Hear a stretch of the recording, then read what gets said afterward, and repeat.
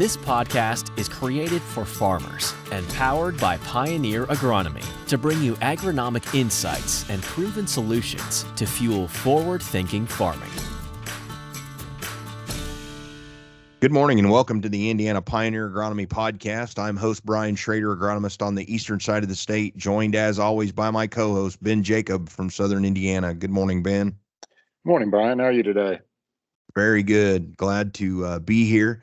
We are going to talk this morning to Jason Geis. Jason is your counterpart in the southern part of the state, and this is the next, episode in our What Did We See Last Year episodes. And so Jason was kind enough to talk to us a little bit, and he's going to be visiting with us a little bit this morning about sudden death syndrome and a few other look-alike diseases. So glad to have you here, Jason.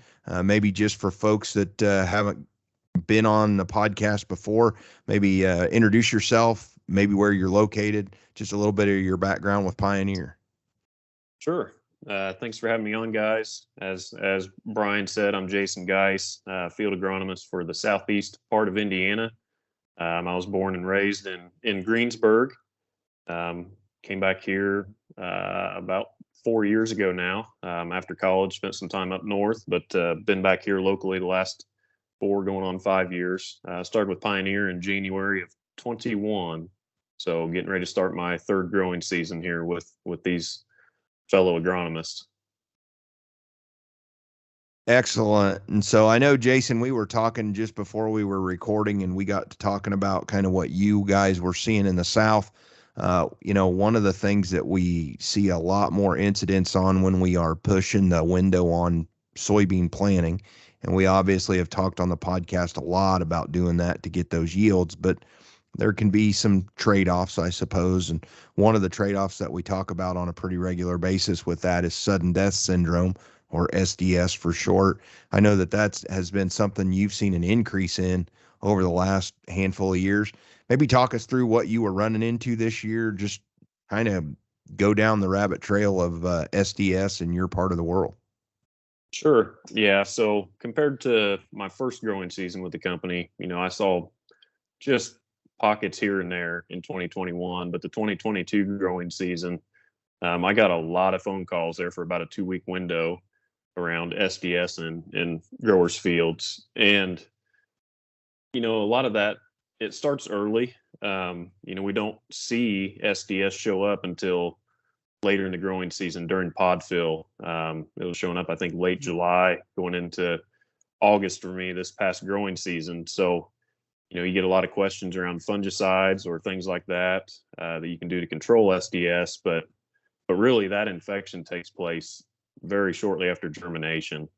So once your seed's in the ground, you really don't have any more management options to help mitigate the severity of SDS. So, it's one of those things that we got to make a plan now. So I wanted to kind of talk through that, but it's typically worse, like you said, Brian, in those earlier planting windows, because this pathogen really thrives in those cool, wet conditions early when that infection's taking place. And before we started recording too, we were talking about just how much the weather patterns have changed too. We might plan into an ideal window, but then like last year, then we got rained out. It got cold for a couple weeks. Which is ideal for that infection to take place. So it's hard to plan for. I know before some of these newer tools were on the market, delayed planting was one of the things that you heard a lot about. But, that's, in my mind, that's not a viable option to manage SDS, especially with some of the new tools and the yield potential that you're giving up by pushing those planting windows back. So, yeah, the disease, it starts as a root rot infection, and then it typically shows up late during pod fill, normally after heavy rains, and that's what we saw last year. So we were dry for a long spell, and then I had pockets that got over 10 inches of rain in July last year, and that's when I started getting, about a week later, that's when I started getting those phone calls because it flushes that toxin up, and that's when you start seeing those foliar symptoms. Yeah, so let's maybe break that down a little bit. Those phone calls that come, we know as a experienced agronomist that there's some telltale signs even before the normal symptomology of the leaves. But walk us through what you were seeing when those folks were making their phone call to you. What were they describing? And then when you were out in the field, what were you finding? Just symptomology, locations in the field, all those kind of things for maybe folks on the podcast who aren't that familiar with sudden death syndrome. Sure. So the symptoms show up as, I always call it, interveinal chlorosis, normally on the upper foliage of the plant.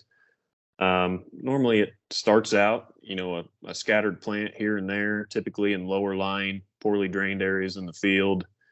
And then it kind of spreads from there. So you'll see just a few plants here and there. And then, especially if you keep getting moisture that really pushes that toxin up, you can see those areas really start to spread, which I saw in a handful of fields last year, especially on varieties that were maybe weaker on SDS, or if we weren't using a levo seed treatment to help protect against SDS.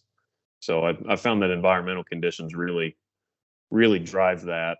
And if it turns dry, a lot of times that really slows things down. It doesn't really spread as much in the field. So, but if you go through that wet spell and keep getting late rains, we need that to maximize yield. But if we keep getting those heavy rains, that's where it really starts to spread. Yeah. And that interveinal chlorosis that you're talking about, for those folks, if they want to put a picture in their mind, these are essentially leaves that the veins are just bright green, and everything in between the veins is essentially dying, is what you will find, brown, to the point sometimes, if it's even bad enough, you'll actually see no tissue between those veins at all. You'll have these, it almost falls out in really bad situations. Usually the leaf falls off the plant before you get to that point, but you can occasionally see that, I know, in some situations.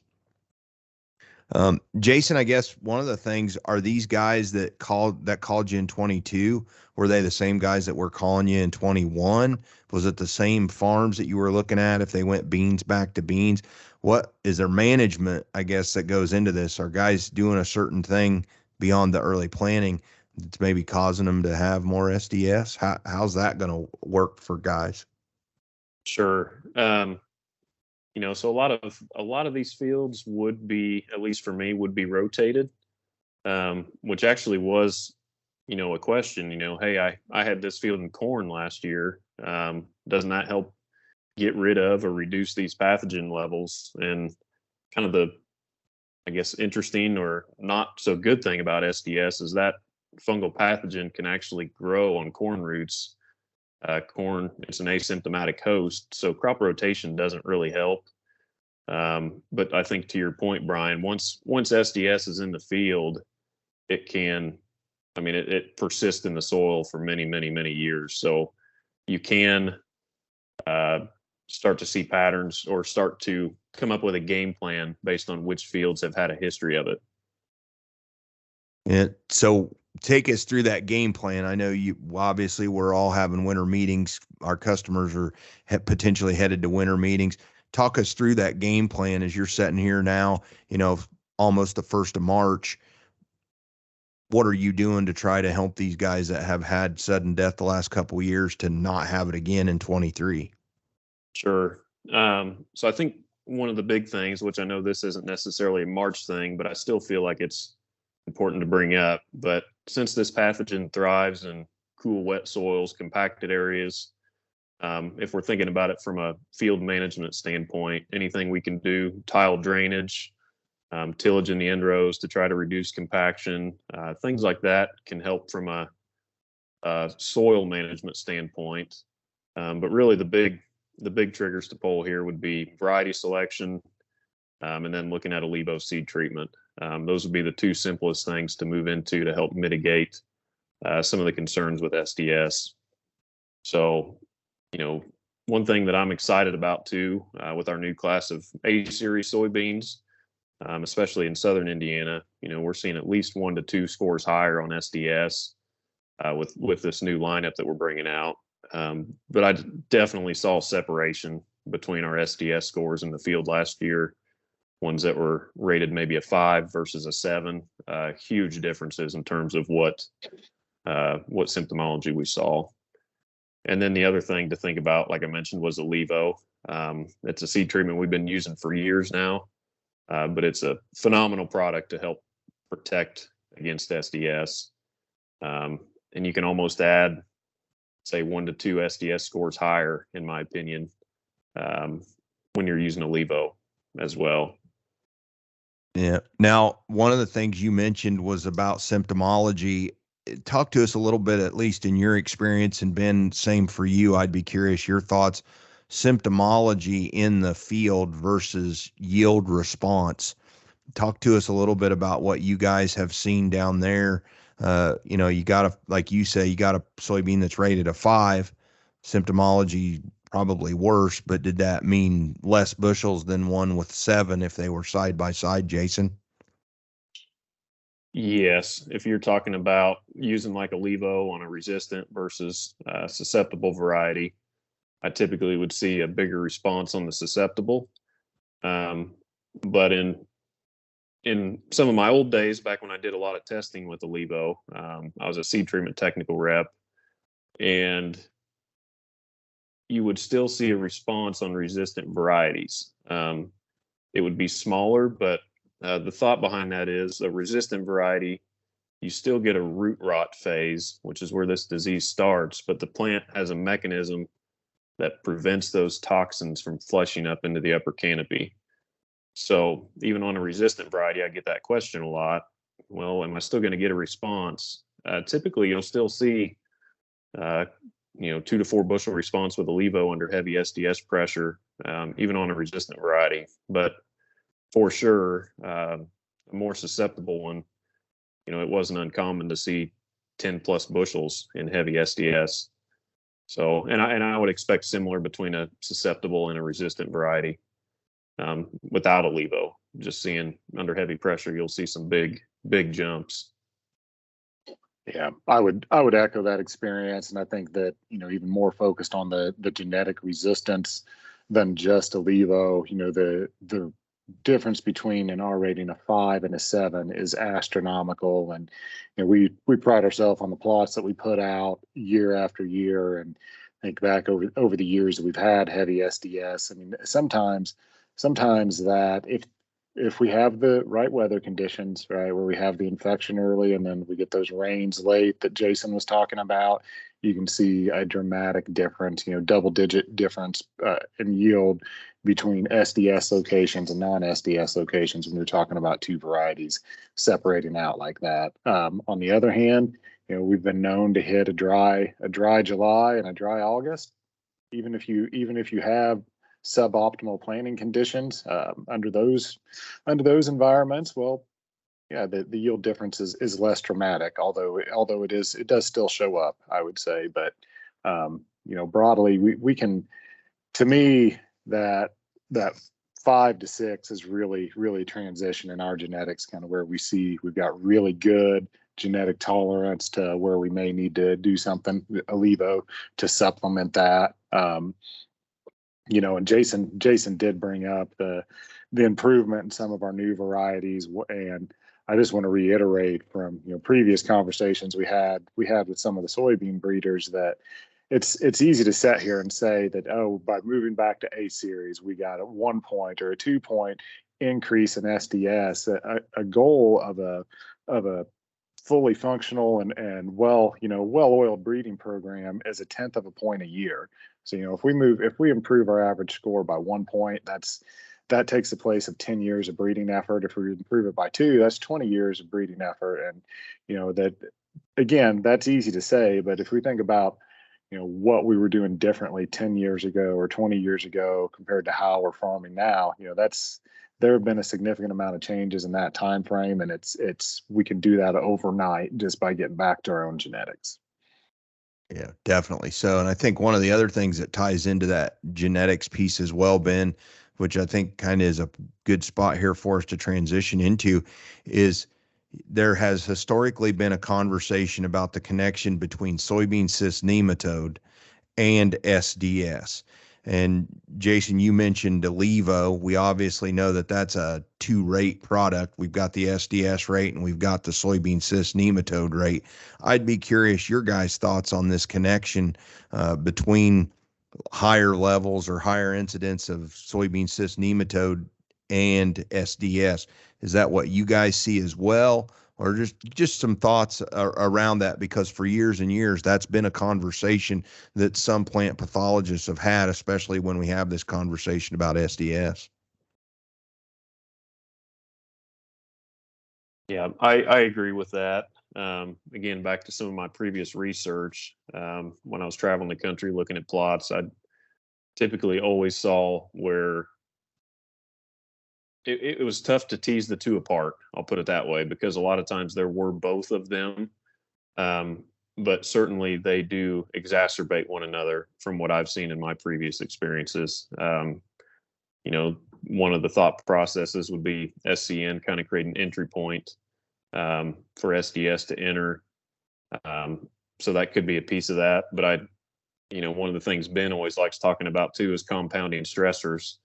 And I think this is just another one of those examples too, where the more stress you put on a plant, the more they compound and the worse it looks too. But I know it. Oh, go ahead, Ben. I would agree with that, and I think it's important probably to call out that where, at least in my area of the country, where we are seeing the worst SDS symptoms is often not where we traditionally think of heavy cyst nematode populations being. But we have a ton of nematode sampling data. Even the Purdue data would show that nematodes aren't just a sandy environment problem, right? They're in almost every field, and to levels that likely need to be managed in several of them. So, it is, I think, important to call out that you may have a nematode issue that manifests itself as an SDS problem in the field, right? And so the management of that may not be as straightforward as let's improve our genetic tolerance for SDS in this field, or what. There may need to be a more complete management approach to two pests rather than just one. Yeah, I know one of the things that I've had conversations with some plant pathologists in the past, they've described the pathogen for SDS, which is a fusarium. Jason, you mentioned it a little earlier that, it will grow on corn roots as well. But as fusariums go, SDS is fairly weak. I like to refer to it as puny. And so it needs a little help getting through the roots into the plant to cause this infection. And so, as you mentioned, Jason, there's always been the idea or the thought that the SDS, or excuse me, the soybean cyst nematode creates an entry point for the SDS pathogen. I think a lot of times when we think about, and you're out in those fields when it's cool, wet after those initial rains, I always talk about picking up a plant and you can essentially pull the outer part of the roots off. It just sloughs off on your fingers. So it's very much, I equate it a little bit like a burn or an abrasion to your skin. It's a lot easier to get an infection if you've, cut yourself up or had a fall and are all abraded there. And I think that you can think a little bit about it the same way with the pathogen that causes SDS. And so that's why there's that connection, or at least we think that there may be the connection. So one of the other pieces I'd add to your list for your early spring management is make sure you get rid of some of those winter annuals. Purple dead nettle comes to mind. That's always been one that we talk about as an alternate host for soybean cyst nematode. And so a lot of times I'll add controlling my winter annuals to those list of other management practices to potentially help you at least with SDS, maybe peripherally. So let's say I've done all these things, Jason. Am I out of the woods? Am I definitely not going to end up with SDS? If I follow your management, maybe the addition of managing my winter annuals, am I not going to have SDS in 2023 if I follow your list? I wish it'd be that easy, Brian. Okay. I'll just go back and say, there are no silver bullets in the industry that we work in. But certainly, things that we can do from a drainage standpoint, selecting varieties with stronger tolerance, utilizing a levo seed treatment, trying to mitigate soybean cyst nematode, you can make substantial jumps against the severity of SDS that you'll see, or significant improvements. So, there are no silver bullets, but it's going to make a world of difference doing those things. Now, I know there are some lookalikes as well that guys, so you may reduce it like you say, but there may be a potential to find some of those lookalikes. Can you help us with a couple of those lookalikes that we could potentially be seeing that we might misdiagnose as soybean cyst nematode? Sure. Yeah. So we talked about interveinal chlorosis, and it seems like that's just you see that with a handful of things in soybeans, in my experience. But we've got a couple more diseases, or one new one that you guys have hit on the podcast in the past. But used to, we had to differentiate between brown stem rot and sudden death syndrome. They look the same, but you split the stem, and brown stem rot will have a brown pith, and the cortex is healthy. With SDS, it's the other way around. So you'll have a healthy pith, and the cortex is kind of a grayish color. The other thing, depending on how severe it is, sometimes you can pull the roots out and see the actual fusarium species growing on the soybean roots. A lot of times you'll have, it'll be kind of rotted roots like we talked about earlier, but then you'll have a bluish fungal growth on the roots. And then another disease that you guys have hit on in the past is red crown rot. That's one that we at least had 2 or maybe 3 positive IDs sent into Purdue's lab this year. So I had one of those calls right around the same time that I was getting all my SDS calls. And, I almost didn't jump out of the truck to go look at it because it looked so obvious to me from the road. But, I guess being a good agronomist, we got to walk out and double check ourselves, and I'm glad I did. It looked exactly the same, but I noticed some red fruiting bodies on the base of the stem, right down by the soil surface, and that is consistent, or those are I'm going to butcher the name, parathecia, I think is what the fruiting body's called, with red crown rot. But the foliar symptoms at that point in the growing season looked exactly the same, and even splitting the stem, it's kind of discolored, just like SDS. The only difference was those fruiting bodies that I saw near the soil surface. And then later in the growing season, a couple weeks later, those plants just looked really trashy. So SDS normally drops leaves, and you'll be left with just the petiole. These leaves didn't fall off. So at that point, it definitely looked a lot different with the red crown rot versus what you'd see with SDS. But yeah, so there's a handful of different diseases out there that can look like SDS to the untrained eye. So it's important to go out there and take a closer look and try to get a proper ID. Yeah, and my experience with what I believe was red crown rot is almost exactly like what you had, Jason. It was right by the road. The customer had called. I drove by. We looked at it, and I was like, yeah, that's SDS. We stopped, got out, got to look, and I was convinced it was still SDS until I bent down and grabbed a hold of a plant. And as I grabbed a hold of the plant, I saw the red fruiting bodies that you were talking about, or I would have misdiagnosed it at SDS and just went on down the road. So I think it's a good reminder, regardless of what disease or what situation we're in, just because you've seen it the last 10 days in a row, don't take it for granted. Get out there, take a look at it. It could be something very different that you need to manage completely differently than what you were planning on. Well, Ben, I guess I'd be curious, any thoughts or any questions on sudden death that maybe we haven't covered yet that we can get Jason's expertise on?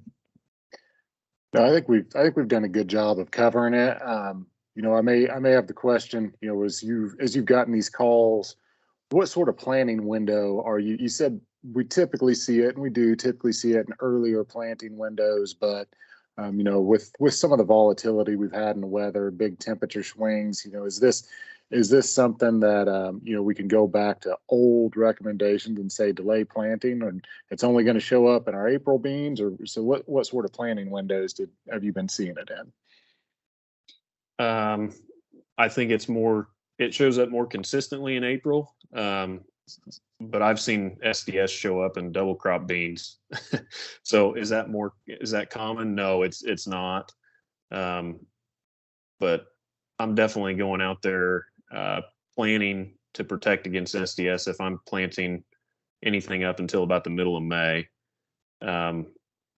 That's probably when it's more prevalent. I can still see it depending on the conditions that we have after planting, all the way up till late May going into June. But it is typically worse with those earlier windows.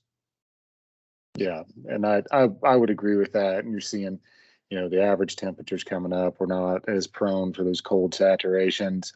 However, it's not entirely impossible. If we just think about the last few years, just how volatile and how much the weather's swung in the spring, or even you look at the month of February already, we've seen 70 degrees at my house and we've seen 15 degrees. So big swings in both directions. So I just bring that up, comment that, I don't want people to think that this is something that they only need to be concerned about in the first half of April or in April alone. With the weather patterns that we're having currently, we should consider managing it deeper into the season, I believe. And I would add that, my experience in my geography, we have so many farms, Jason hit on this, that are poorly drained naturally and don't have enough field tile in them right now. And I'll be honest, Ben, I'm not sure that the planting window for me personally has as much effect on it as just what the conditions were like after planting, and you get those saturated, cool situations. I'm seeing SDS show up on stuff even planted in what we would consider to be pretty prime soybean planting dates. It really seems to me, at least up here, because we stay so saturated, it's just how cool and wet that it ends up even after planting in a lot of situations, especially farms that have a chronic problem with it. Yep. So, yep, well, I would agree. So I think, Jason, I mean, if we can summarize here that cool, wet soils around shortly after planting lead to the infection. There is nothing you can do to mitigate it late in the season when we start seeing the foliar diseases. So if you're going to take management steps, it has to be done prior to planting. Right? Genetic resistance, genetic tolerance is a good option. Olevo seed treatment can help bolster that. Field level improvements, such as improving draining, helping with water movement, eliminating some saturated areas can help manage it as well. Rotating to corn is largely ineffective because it can survive on corn, which is an asymptomatic host. And so, yeah, if you have a history of it in the field, consider some of these management options, but just know that they have to be implemented before the bean's actually in the ground. Is there anything missed in that? I think you did an excellent job summarizing things, Ben. All right. Well, Jason, anything else on SDS or any of the diseases that we talked about that you want to leave us with before we let you go today? One more little thing that I had a lot of questions on, and I forgot to hit on this earlier. I used Olevo. I still saw SDS. I got that question a lot last summer, so I wanted to hit on that quick. But if you go back and look at, I know the universities have done trials for years and years with Olevo since it's come to market. Their data would say you get about a 30% reduction in foliar symptoms and root rot symptoms if you look across all their data sets. But they're still getting about a 7 to 8% yield increase in those situations. So can you still see SDS when you use Olevo? Yes, you can. But rest assured that product is working, and you still should expect a decent yield benefit from that product. Yep, well said. And I think that experience bears out for all of us as we've walked fields. You will still see it, especially if it's a heavy year. But boy, the yield increase that you get from using it is just lights out spectacular, especially if you've had chronic problems with it like we've talked about this morning. So, Well, with that, Jason, I guess if somebody wants to see all the things going on in your part of the world, wants to follow along, is there some place that they can follow along with you on social media? Sure. I am most active on Facebook at Jason Geist Agronomy. All right. And Ben, how about you? If somebody wants to get a hold of you, Ben Jacob. Yep, I am marginally active on both Twitter at the Ben Jacob and on Facebook at Ben Jacob Agronomy. How about you, Mr. Schrader? Yep. And if you're marginally active, then I'm hardly active at all. And I'm on Instagram at B_K_Schrader. And so with that, we appreciate Jason's time today to get us educated on what he was experiencing last year with sudden death syndrome. We hope that that'll help you with some of your management decisions as you head into the spring here on the first day of March, or roughly the first part of March. And we look forward to talking to you again at the Indiana Pioneer Agronomy Podcast. Thank you for listening to this episode from the Pioneer Agronomy team. Be sure to visit pioneer.com/podcasts to access additional episodes and learn more about our extensive on-farm data and innovative digital tools that are fueling forward-thinking farming.